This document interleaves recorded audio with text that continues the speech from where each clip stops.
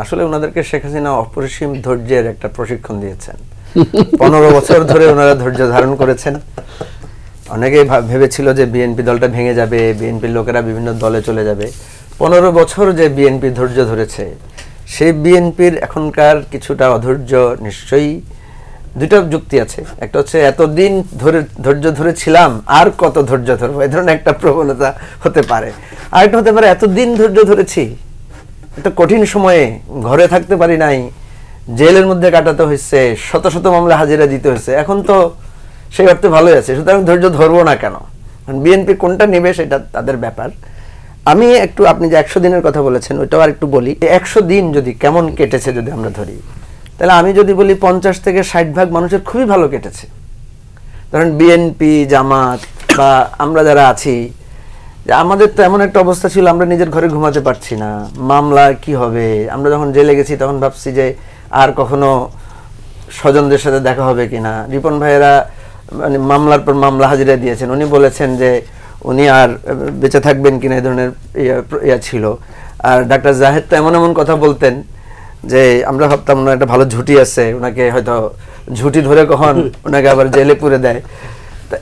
আমরা যেটা বলছি যে আমরা যদি এই দৃষ্টিকোণ থেকে দেখি, তাহলে দেখি 50 থেকে 60% জন্য তো খুবই ভালো সময়, এই এক মাস কেটে 100 দিন কেটেছে। আর যদি আওয়ামী লীগের লোকদের কথা বলি 15 থেকে 20%, তাদের জন্য খুবই খারাপ অবস্থা কাটছে।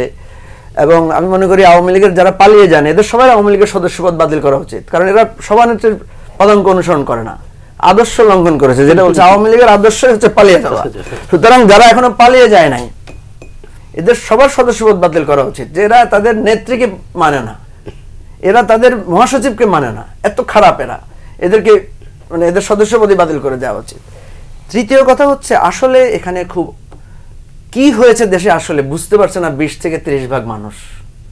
কারণ যে লোকটা জেলও খাটে নাই, যার হয়তো মানে যাকে হয়তো টর্চার সেলেও নেওয়া হয় নাই, কিন্তু সে প্রতিদিন দ্রব্য মূল্যের টর্চার সেলে ছিল, সে প্রতিদিন গিয়ে তাকে চতুর্থ শ্রেণীর নাগরিক, সে না করে বিএনপি না করে আওয়ামী লীগ। বিএনপি করলে তো মামলা খাইলে আপনার টেলিভিশন পত্রিকার নামটা উঠে, তার তো নাম ওঠে না কখনো।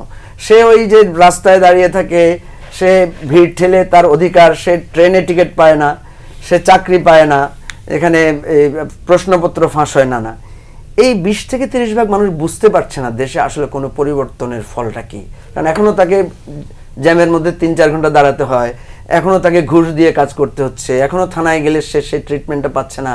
একটা পরিবর্তন যে হয়েছে রাষ্ট্রে, এটা 20 থেকে 30% লোক দৃশ্যমান না। আমরা কিন্তু পরিবর্তন টের পাচ্ছি, আমরা যারা একটা রিপ্রেশনের মধ্যে ছিলাম। এখন আসেন আপনি যেটা বলছেন, এটা কিন্তু আমি বলেছি যে এটা আরেক দৃষ্টিকোণ থেকে আমি বললাম। আপনি যেটা বলেছেন যে নির্বাচন না সংস্কার, দেখেন আমাদের ছাত্ররা যখন দাবি দিয়েছিল তখন 9 দফা, এই 9 দফার মধ্যে কিন্তু খুব বেশি নির্বাচনের কথা নাই এবং কিছু সংস্কারের কথা বলা আছে, কিন্তু বেশিরভাগ দাবি হচ্ছে ছাত্রদের রিলেটেড। যেমন শেখ হাসিনাকে ক্ষমা চাইতে হবে, ওবায়দুল কাদেরকে বহিষ্কার করতে হবে, হলগুলো রাজনীতি, ছাত্র রাজনীতি নিষিদ্ধ করতে হবে, হলগুলো তো এই যার দাবি দাওয়াগুলো ছিল, বিশ্ববিদ্যালয়ের ভিসিদেরকে পদত্যাগ করতে হবে। কিন্তু এটা এক পর্যায়ে গিয়ে এসেছে 1 দফা দাবিতে, এবং 1 দফার দাবি কিন্তু 5ই আগস্ট পূরণ হয়ে গেছে। শেখ হাসিনা পদত্যাগও করেছেন, শেখ হাসিনা পালিয়েও গেছেন। এখন কথা হচ্ছে যে আমরা কি একটা দ্রুত নির্বাচনে চলে যাব, না আমরা রাষ্ট্র পরিবর্তন করব। বিএনপি নিজেই বলছে, বিএনপির বহু বক্তব্যে, জামাতের বহু বক্তব্যে, আমাদের প্রত্যেক বক্তব্যে আপনি দেখবেন আমরা রাষ্ট্র মেরামতের সংস্কার চেয়েছি। আমরা কিন্তু বলি নাই যে এজ ইট ইজ হাসিনার বদলে মিস্টার আব্দুল হক বা হাসিনার বদলে মিস্টার ডাক্তার জাহেদ ক্ষমতায় আসবে, এটা আমাদের প্রত্যাশা ছিল না। আমরা বলেছি যে এই দিনটা পরিবর্তন করতে হবে, আমরা একটা নতুন রাষ্ট্র ব্যবস্থা চাই। কেউ বলেছে সেকেন্ড রিপাবলিক, কেউ বলেছে নতুন বাংলাদেশ, কেউ বলেছে যে আমরা নতুন পরিবর্তনটা চাই। তাহলে এই পরিবর্তনের একটা দায় তো আমাদের আছে। এই পরিবর্তনের দায় যদি এই সরকার না করে, কে করবে? বিএনপি যদি ক্ষমতায় আসে বিএনপিকে তো করতে হবে। আজকে আমরা এই সরকারের কাছে দ্রব্যমূল্যের জন্য দাবি দিচ্ছি, আজকে দুঃশাসনের কথা বলছি, আজকে নানা কথা বলছি, কালকে তো আমরা বিএনপির ব্যাপারে বলবো। কালকে তো বিএনপির অফিসে, বিএনপির সামনে আমরা, এই যে আপনি আজকে ঢাকা শহরে প্রতিদিন মিছিল হচ্ছে, বলছিলাম শুরুতেই ঢাকা শহর দাবির শহরে পরিণত হয়েছে। আপনি অবাক হয়ে যাবেন, আমি পরশুদিন দেখলাম তবলিগের লোকেরা রাস্তা ব্যারিকেড দিয়ে বসে আছে। হাদিসের কথা আছে কিনা আমি জানি না, আমি হাদিসে শুনেছি যে রাস্তা আটকানো যাবে না, এটা হচ্ছে আমাদের নবীজির শিক্ষা, পরিষ্কার করতে হবে। আমি দেখলাম প্রধান উপদেষ্টা রাস্তায় যাওয়ার সময় তবলিগের লোকেরা রাস্তায় বসে গেছে এবং প্রেস সেক্রেটারি এসে তাদের সাথে কথা বলছেন যে ভাই কি কি দাবি দাওয়া। তাহলে যে 2026-এর মাঝামাঝি নাগাদ নির্বাচনটা আমরা বারবার বলেছি তাইমুর, আপনি যদি দেখেন আমরা বারবার বলেছি যে এই সরকারের পক্ষে 1.5 থেকে 2 বছরের মধ্যে মৌলিক সংস্কারগুলো করে নির্বাচন দেওয়া সম্ভব, এবং সংস্কার একটা চলমান প্রক্রিয়া। আমি বেসিক্যালি সংস্কার জিনিসটার চাইতেও বেশি গুরুত্ব দেই আমাদের যেটা দাবি, যেটা পাওনা। দেখেন বিএনপি বলছে 31 দফা সংস্কার, বিএনপির প্রথম দফাটা আপনি পড়েন, সেখানে কোনো সংস্কারের কথা নাই। সেখানে বলা হয়েছে আমাদের ন্যায্য যেটা পাওনা, আমাদের এই রাষ্ট্রের নাগরিক হিসেবে আমাদের একটা ন্যায্য পাওনা আছে না? যেমন আমি যদি বলি রাস্তায় কোনো যানজট থাকবে না, এটা কি সংস্কার না পাওনা? পাওনা। আমি যদি বলি কোনো ঘুষ ছাড়া আমাকে কাজ করতে হবে, এটা কি সংস্কার না আমার পাওনা? আমি যদি মেধার ভিত্তিতে চাকরি হতে হবে, এটা কি সংস্কার না পাওনা? এটা তো আমাদের সংবিধান, আমাদের যেটা আছে, যে সংবিধানকে আমরা ছুঁড়ে ফেলে দিতে চাচ্ছি, সেই সংবিধানে এটা বলা আছে। তো সেই জন্য আমার কথা হচ্ছে যে 1.5 বছর হোক 2 বছর হোক, যা লাগে আমাদের মৌলিক কিছু সংস্কার করলে বিএনপিকে আমি বলবো যে আপনাদের অনেক অবদান, আপনারা অনেক কিছু হারিয়েছেন, আবার গত 100 দিনে আপনারা পেয়েও গেছেন অনেক কিছু।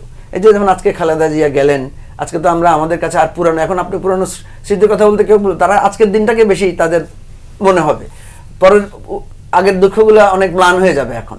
তো সেজন্য বলছি যে আমাদের এখানে আমরা যেভাবে মানে আমি কথাটা লম্বা হয়ে যাচ্ছে, তারপরও বলি যে 5ই আগস্টে আওয়ামী লীগের সব অফিস কারা জ্বালিয়ে দিয়েছে? একজনকে আমরা প্রতিবাদ করেছি যে আওয়ামী লীগের অফিস জ্বালিয়ে দেওয়া হয়েছে, এটা অন্যায় হয়েছে, এটা গণতান্ত্রিক অধিকার ভাগ হয়েছে। এখন আমরা ভাগ হয়ে যাচ্ছি কেন? এখন আওয়ামী লীগকে নির্বাচনে আনতে হবে, আওয়ামী লীগের গণতান্ত্রিক অধিকার। তো আওয়ামী লীগের অফিসগুলো যখন জ্বালিয়ে দেওয়া হয়েছে, আওয়ামী লীগের নেতাদের বাড়িতে গিয়ে যখন তাদের এই কালো টাকা উদ্ধার করা হয়েছে, বস্তা বস্তা টাকা, তখন তো কেউ এই অধিকারের কথা বলেন না, আজকে কেন বলছেন? সেই জন্য বলছি যে আমাদেরকে ঐক্যবদ্ধ থাকতে হবে একটা জায়গায়, যে ফ্যাসিজমকে আমরা উৎখাত করেছি, আমরা আওয়ামী লীগকে উৎখাত করি নাই।